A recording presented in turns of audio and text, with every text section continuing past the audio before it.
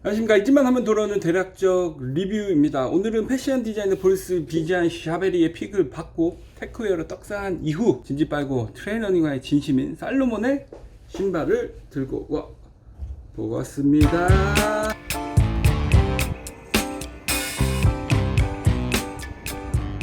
살로몬 스피드 크로스 4 280mm. 살로몬 브랜드는 여기에 개인적인 일화가 살짝 있는데, 제가 영상 제작 기준으로 한 5년 전쯤인가 에베레스트 베이스 캠프 줄여서 EBC를 갔다 온 적이 있었습니다. 영상에도 있지만 전체 일정의 한 중간쯤이었을 때 7일차쯤 어떤 포인트에 리커버리 한다고 설렁설렁 갔다 올 때가 있는데, 조금 평소와는 다른 그런 느낌이더라고요. 깃발도 막 꼽혀 있고 이게 뭐지 하고 갔더니 공교롭게도 그날 고산 레이스가 있던 날이었습니다. 반환점에서 또 일본 선수랑 사진도 찍고 이것저것 물어보기도 하고, 당시에는 걷기도 힘든 이 고산을 트레일 러닝이죠, 레이싱을 한다는 게 너무 신기하더라고요. 근데 그때 제가 굉장히 신기했던 게, 러닝을 하는 선수들의 90% 이상이 바로 목이 낮은 이 살로몬의 신발을 신고 있더라고요. 굉장히 인상적이었습니다. 당연히 그 위에 스패치랑 숏스패치 같은 걸 하긴 했지만, 왜 저거 사용하는 거지? 이 신발이 왜 이렇게 디자인되어 있을까? 하는 궁금증과 합쳐져서 이 스피드 크로스를 구매하게 된 이유가 되었습니다. 오늘은 이 스펙표를 한번 훑는 방식으로 신발을 리뷰해 보도록 하겠습니다. 생각보다 꽤나 전문적인 레이싱 신발의 요소들을 스펙에 넣어놨더라고요. 가장 첫 줄부터 한번 보겠습니다. Intensity of Usage, Training and Racing이라고 되어 있네요. 훈련용이나 아니면 레이싱 나갈 때 써도 된다. 약간 초중급 이런 느낌이죠. 빠르게 다음 줄 보겠습니다. 워터프루프네스는 넌이라고 되어 있습니다. 방수가 안 된다고 되어 있는데, 소재 자체는 아마 안감이겠죠. 고어텍스를 사용했고요.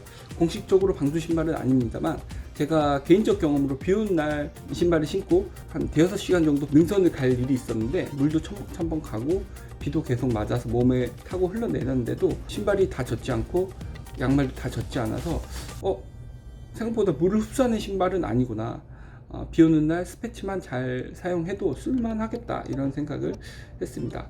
그 다음 항목을 한번 살펴보겠습니다. 테크니컬 터렌스라고 되어 있네요. 이제 기술적으로 어떤 지면에 피팅이 되어 있나.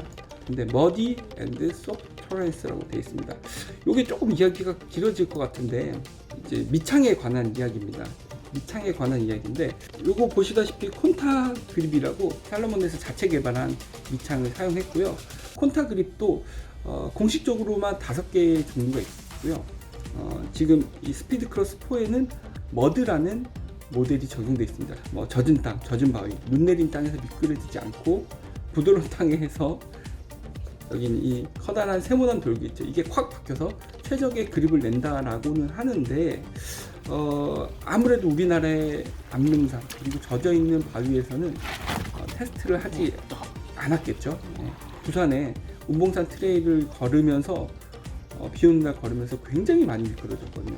거짓말 조금 보태서 정말 한 20번 가까이 슬립이 난 것 같았어요. 그래서 이 신발은 우리나라와 좀 잘 맞지 않다. 여기 미창을 일단 한번 살펴보겠습니다. 미창을 보자면 돌기가 크고 이렇게 듬성듬성 배치가 되어 있어요. 그 외의 텍스처는 그냥 민자입니다.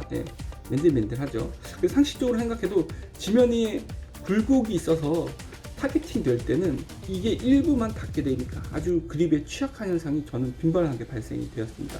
일반적인 노면에서는 다닐만 했는데, 그립이 확실히 환상적이다라고는 이야기가 절대 하기 힘들 것 같아요. 그럼에도 우리가 착각하면 안 되는 것이 바로 신발에 따른 미창의 선택입니다. 기본적으로 우리나라와 맞는 것은 아마 올터레인 모델 정도 될 것 같아요. 콘타 그립에서 저는 이 머드 스타일만 접했기 때문에 단정적으로 콘타 그립이 미끄럽다, 좋다, 나쁘다라고 이야기하는 건 좀 맞지 않다고 생각이 들고요. 올터레인 모델을 한번 조금 접해보고 싶은 생각이 좀 들었습니다. 이야기가 좀 길어졌네요. 다음 항목 한번 보겠습니다. 아나토미컬 핏이라고 되어 있고요. 그냥 스탠다드 핏이라고 되어 있네요. 네, 그냥 해박적으로 봤을 때 핏이 어떤가 했을 때 그냥 일반적이다, 이런 거고요. 스피드 크로스는 이 스펙을 보면 전체적으로 조금 초중급 제네럴한 스타일로 디자인이 됐다는 느낌을 저는 좀 받았습니다. 다음 항목 한번 보겠습니다. 바이오 메카니컬 핏이라고 되어 있는데요. 힐 스트라이크라고 되어 있죠. 우리가 달리기 주법을 할 때 지면에 태캐팅하는 부분이 어떤 부위를 사용할지에 관한 부분을 서술했는데, 스피드 크로스 4는 힐이 굉장히 두툼하기 때문에 당연히 뒤꿈치로 지면을 타격해야 됩니다. 이 밑창을 보면 제가 2년 가까이 운행을 해서 좀 이제 많이 닳아있긴 하지만 이 삼각형이 이 중간을 기준으로 역방향으로 이렇게 디자인이 되어 있습니다. 그래서 힐이 이렇게 박혔을 때 이 화살표의 머리가 뾰족하게 박히고 지면에서 도움 닫기를 할 때는 뒤꿈치에서 앞꿈치로 이렇게 무게중심이 넘어갈 때 받쳐주는 그립을 형성하도록 디자인이 되어 있는 거죠. 이게 실질적으로 단순하게 그냥 모양 때문에 배치한 게 아니라 철저한 R&D를 통해서 조금 배치가 되었다, 이런 부분이 저는 좀 좋게 보였습니다.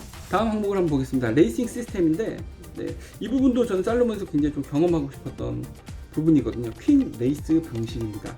일반적인 슈랑 다르게 얇은 선과 또 그것을 조이는 부자재로 이루어져 있죠. 기존의 등산은 굉장히 두꺼운 끈을 쓰고, 또 요즘에는 보아 시스템, 이렇게 와이어를 묶는 방식을 쓰는데, 보아 시스템 자체는 한번 파손이 되면은 수리하는데 좀 곤란함을 겪는 케이스가 있기도 하고, 퀸 레이스 방식은 그런 부분을 적절히 좀 섞은 것 같아요. 그리고 이 선을 얇게 만들고 피팅을 자유롭게 할 수 있다는 부분이 되게 장점입니다.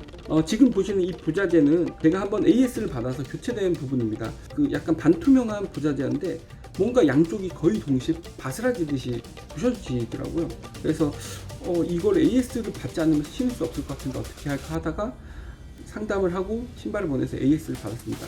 근데 당시에는 우려가 많았는데 AS도 되게 깔끔하게 되고 한 10,000원 정도 추가금 내고서 교체가 잘 이루어져서 저는 굉장히 인상적이고 마음에 또 안정을 얻었던 부분입니다. 이 자체를 보자면 달리면서 덜렁거리는 부분을 없애고 싶었던 것 같아요. 그래서 피팅을 하고 여기 있는 조그만 주머니에 넣을 수 있는 방식으로 되어 있고요. 내릴 때는 이 센터를 잡고 내리면은 걸리게 됩니다. 잘 안 내려가요.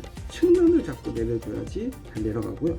당길 때는 센터를 잡고, 내릴 때는 사이드 레일을 잡고 이렇게 내려주면 자연스럽게 됩니다. 그래서 이렇게 말아서 내부에 넣으면 깔끔한 스타일이 연출되고요. 여기 조망 형태도 굉장히 잘 만들었고요. 넣었을 때도 깔끔합니다. 잘 만든 시스템이라고 저는 생각합니다. 다음 항목을 한번 보겠습니다. 드랍이라고 되어 있는데요. 이 드롭은 오프셋이라고도 하는데 단순하게 말해서 앞꿈치와 뒤꿈치의 높이 차이를 말합니다. 드롭이 낮으면 달리는 주법이 평평한 풋 포워 스트라이크가 되고요. 이 제품 같은 경우는 10mm인데 10mm 정도 되면은 드랍이 굉장히 높은 편이라서 뒤꿈치를 이용해서 이렇게 힐 스트라이크를 해주고, 그것을 염두에 둔 오프셋이라고 생각됩니다. 꽤나 전문적인 스펙이 기재되어 있습니다. 무게는 한 족당 무게고요. 300g이라고 되어 있는데 제가 실측에 쓴 310g 정도 나왔으니까 거의 동일하다고 봅니다. 이 외에 이제 상품 상세 페이지에 센시핏이라고 되어 있는데 트레일 러닝 가방에도 들어간 동일한 테크닉의 이름이 있는데 같은 이름을 사용하네요.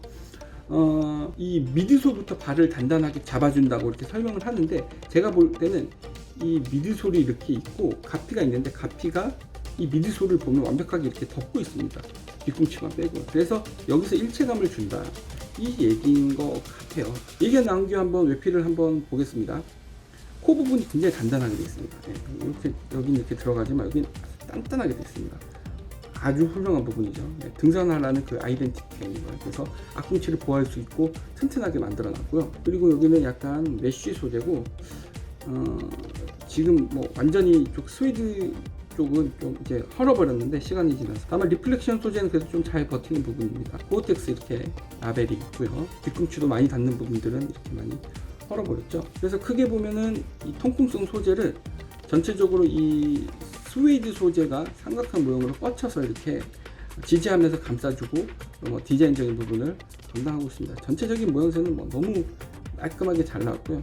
또 포인트가 되도록 이런 부분들인데 사실 어떻게 보면 좀 정신없는 디자인인데 정리를 잘하고 난잡하지 않은 느낌을 준다는 것은 크게 살 부분이라고 저는 생각을 합니다. 저는 이 세로 텅에 있는 이 세로 라벨이 너무 예쁘게, 이 고어텍스 라벨도 이게 들릴 것 같은데 위아래로 같이 단단하게 박아놨습니다. 이것도 흔들리는 게 싫었나봐요. 그리고 인솔을 한번 보겠습니다. 당연히 중상급 제품이라면 오소라이트를 사용했고요. 그리고 한 번 더 커스텀이 들어갔습니다. 이렇게 보면은 여기 부분을 이렇게 감싸듯이 되어 있고요. 이 소재 자체는 대표적인 그 오소라이트의 오픈셀 발포 폼인 것 같은데 뒤쪽은 아마 아바 소재인 것 같아요. 제가 만져봤더니. 그래서 뒤꿈치 쪽을 한 번 더 이렇게 덧댄 형태로 되어 있는데, 이건 앞에서 다룬 것 같이 힐 스트라이크 주법을 할 때 이중으로 좀 뒤꿈치를 보호하고 충격 흡수를 하기 위해서 이런 형태로 디자인을 한 것 같습니다. 본인들 광고로는 이런 뭐 커스터마이징한 뭐 착함을 준다고 하는데, 본인들 약간 광고인 것 같고요. 인솔을 꺼낸 김에 내부도 한번 보겠습니다. 정말 정신없는 외부와는 다르게 내부는 굉장히 단정하고 아주 수준 높은 박음질을 보여주고 있습니다. 또 논 워터프루프라고는 하지만 이렇게 펑 쪽으로 해서 한 덩어리로 원단을 재단했기 때문에 방수에 굉장히 유리한 형태를 띠고 있습니다. 한 번 더 강조해도 부족함이 없을 정도로 굉장히 꼼꼼하고 깔끔하게 박음질이 되어 있습니다. 저는 대표적인 곰발인데 이 신발의 사이즈를 선택할 때 5mm 정도 크게 선택했고요. 착화감은 너무 좋았습니다. 처음에 발을 넣었을 때 일단 이 펑 쪽에서 너무 푹신해서 깜짝 놀랐고요. 뒤꿈치도 탄탄하게 받쳐주고, 그리고 또 앞꿈치 쪽은 압박한 느낌이 많이 들지 않아서 굉장히 좋았습니다. 다만 일반적인 등산 양말 같이 두꺼운 걸 신었을 때는 발에 압박이 느껴졌는데, 딱 중간 정도의 양말이랑 피팅했을 때 저한테는 잘 맞더라고요. 생각보다 피팅감이 아주 좋아서 깜짝 놀랐습니다. 이거 신어보자마자 당장 밖에 나가서 조금 걸어보고 싶다, 뛰어보고 싶다 이런 생각이 들 정도로 저는 이 신발을 처음 신었을 때 만족도가 높았고요.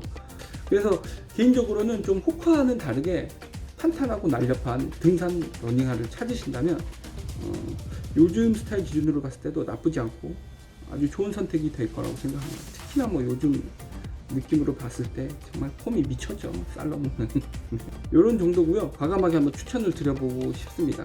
목이 높은 게 있고 낮은 게 하나 필요하다고 하면은 살로몬 신발도 한번 매장 가서 여러 신발 한번 신어보시고 선택해도 좋을 것 같습니다. 특히나 체키라웃 할 거는 밑창이 어떤 형태인지 한번 좀 리마인드 하고 가시면은 나중에 후회 없이 잘 신으실 수 있을 것 같습니다. 실착 영상 보고 마무리 하시겠습니다. 문의사항이나 궁금한 점 댓글로 남겨주시면 언제든 환영합니다. 감사합니다.